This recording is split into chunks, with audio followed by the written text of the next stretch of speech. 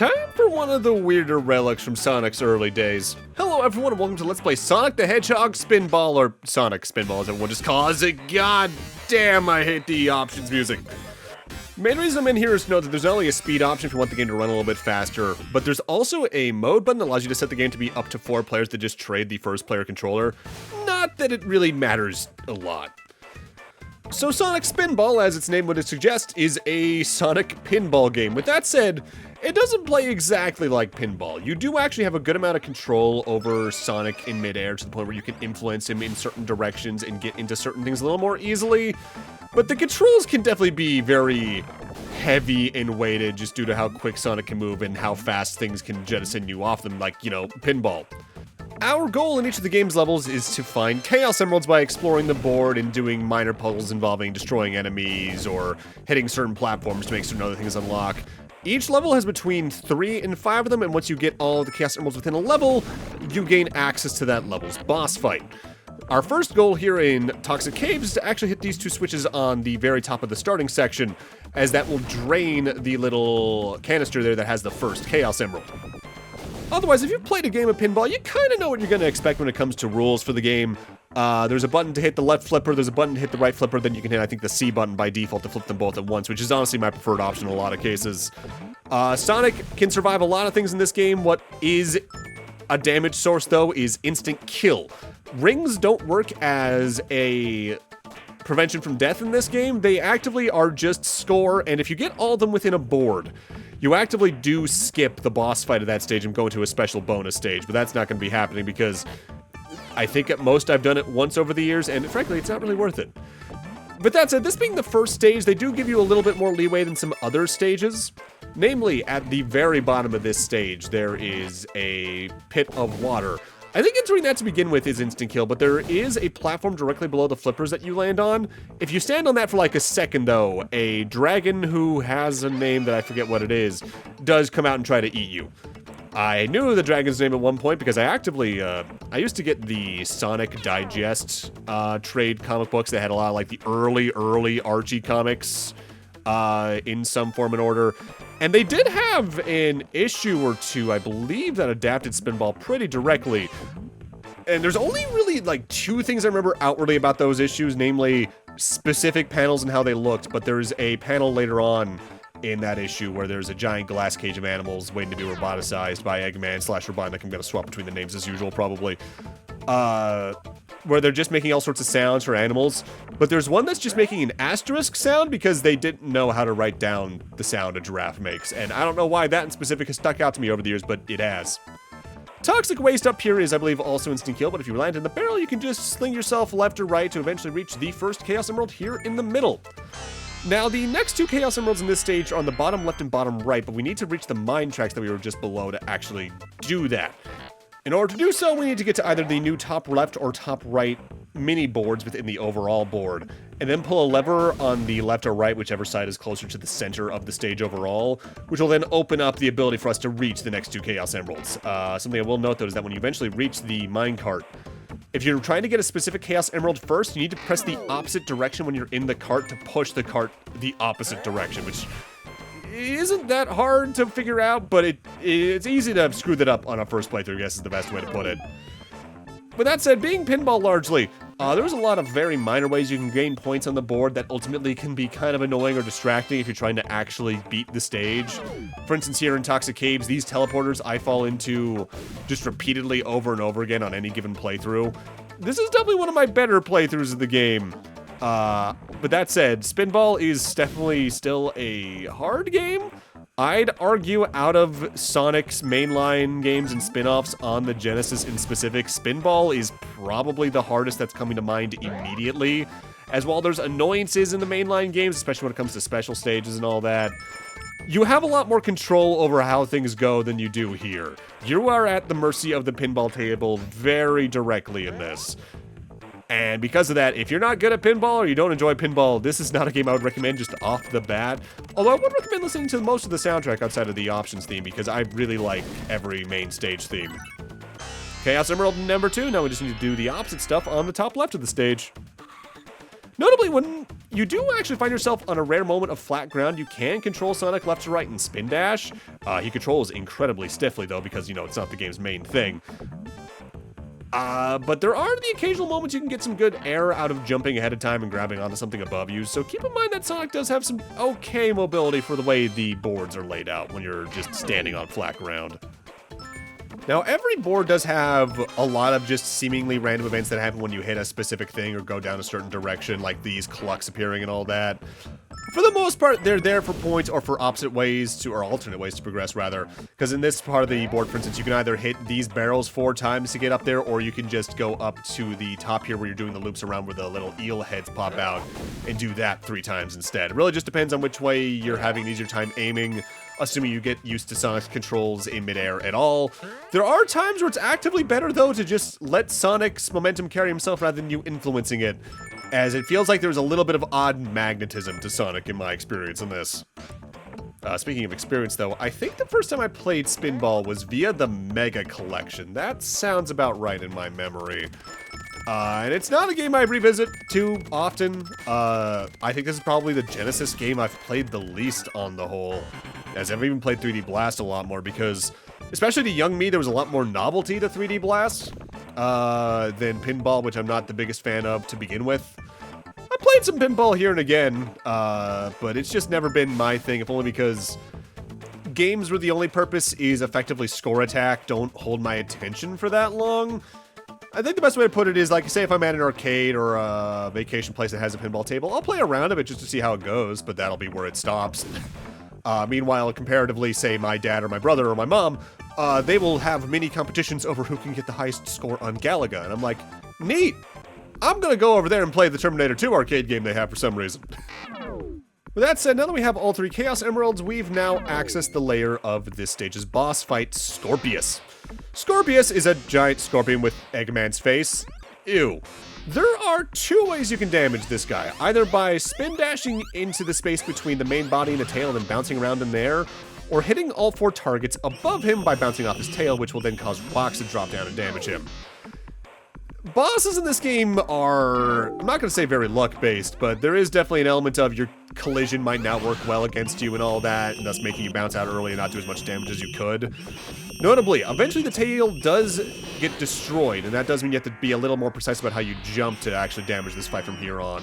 But on top of that, below the flippers in this boss fight to start, there's a shooter that will bring you back up until you destroy the tail, in which case it just becomes a drain that'll drop you down to the entrance of the area. I believe your hit point count on the boss will be saved, though, as long as you don't die, because I think a death is a total restart on bosses like that. Most of the game's bosses aren't hard, per se, if only because damaging the boss isn't usually the issue, it's getting to the boss to begin with to deal the damage. Because the bosses, they don't really fight back in the same way as a lot of other things. They don't outright kill you, they just knock you away and potentially get you further into the board again. With that said, before we move on to stage 2, it's time for our first bonus stage. Bonus stages themselves are still pinball machines that Sonic himself is playing. I actually like that you get a proper reflection for him pulling the flippers and all that. What the objective in every bonus stage is depends on the one, though. In this one, our goal is to bounce off Eggman and break all the capsules behind him. Break them all, and you get the most score you can to use on extra lives and the like.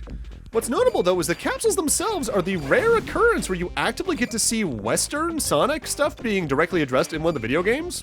Namely, while some of them contain, like, Flickies or other animals, Archie/Sad-Am characters are actively in a lot of these capsules. We already saw Princess Sally, Rotor the Walrus, I think is in the one on the top right, Tails is also there, as is Antoine.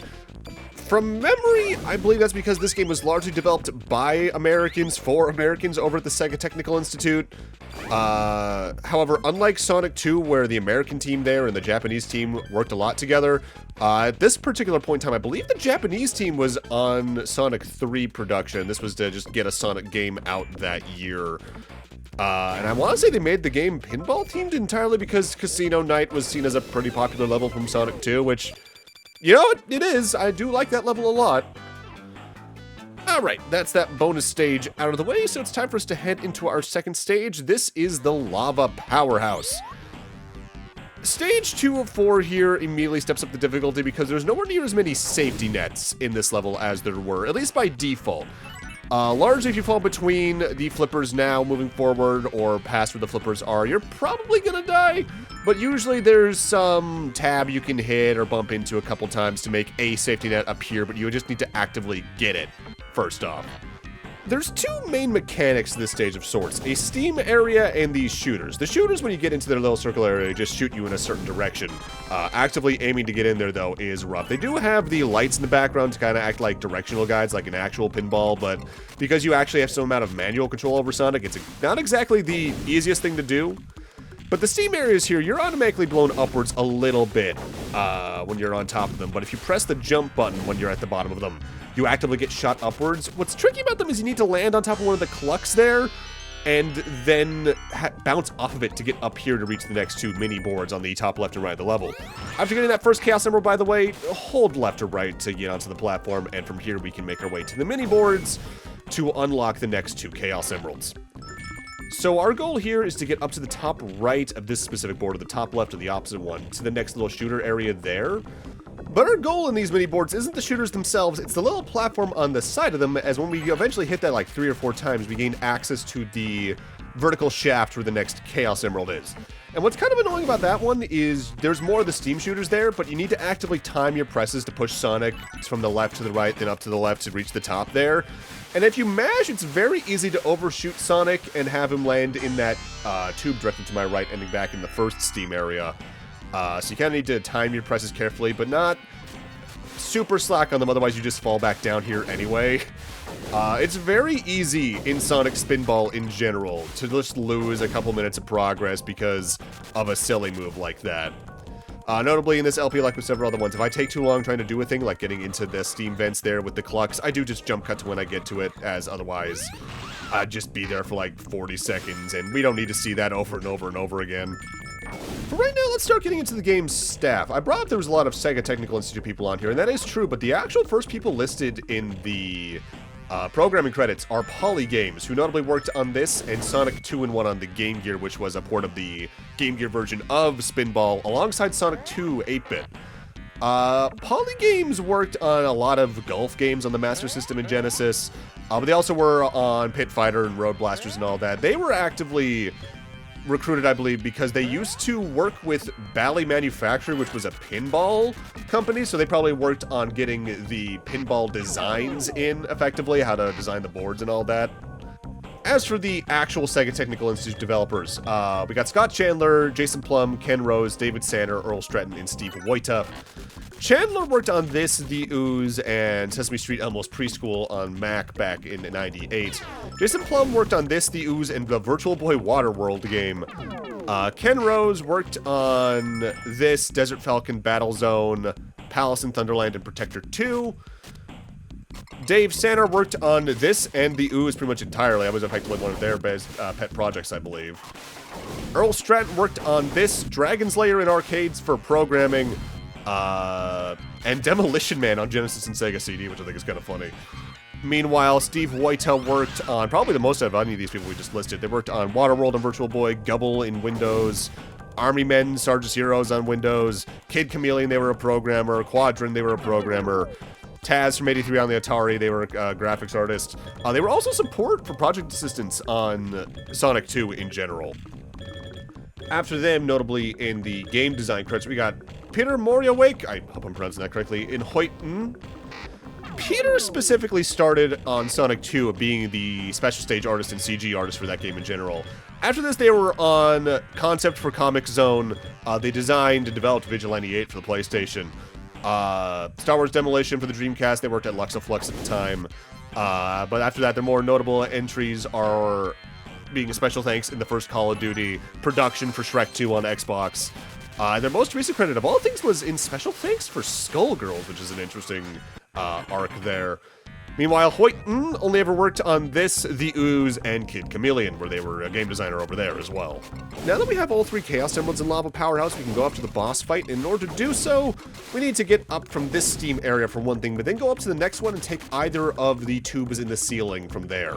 That'll get us to the boss fight, which I think is probably ultimately the easiest boss fight in terms of how you can actually have to fight it, but it's arguably what can be the most annoying, depending on just how collision feels.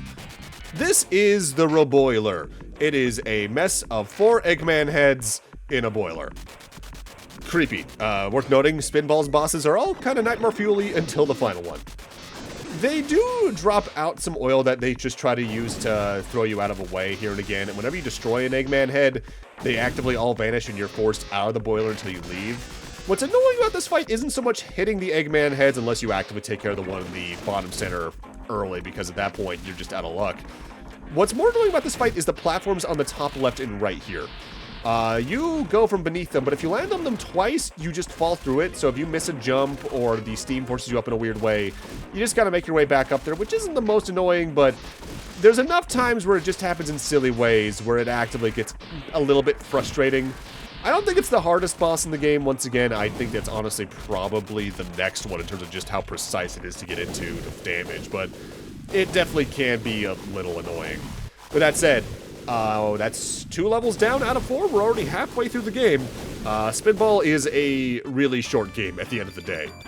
Finishing it is more dictated on how much fun you have with pinball for one thing, but also how much you're willing to deal with what the game does to you. That can be just kind of annoying. Like with the previous stage, though, we're going to have a bonus stage before we go after the next stage. This one, our goal is to break all of the teeth for the Eggman here and then get into him to actively kill him. With that said, if you manage to get behind him, you don't do damage to him, but you do get extra points, I think, for every single hit, on top of the fact you can hit the little targets back there for some extra points. Again, I believe points in this game are largely only for bragging rights, but I do believe you do get extra lives every certain count, but I actively have never learned the count of it because... for one thing, I don't care to dedicate too much of my memory to this game's inner workings like that, similarly with Robotnik's Mean Bean Machine. But for another thing, I've just never been good about memorizing that exact kind of granular info in games even that I really like that have extra lives based on score.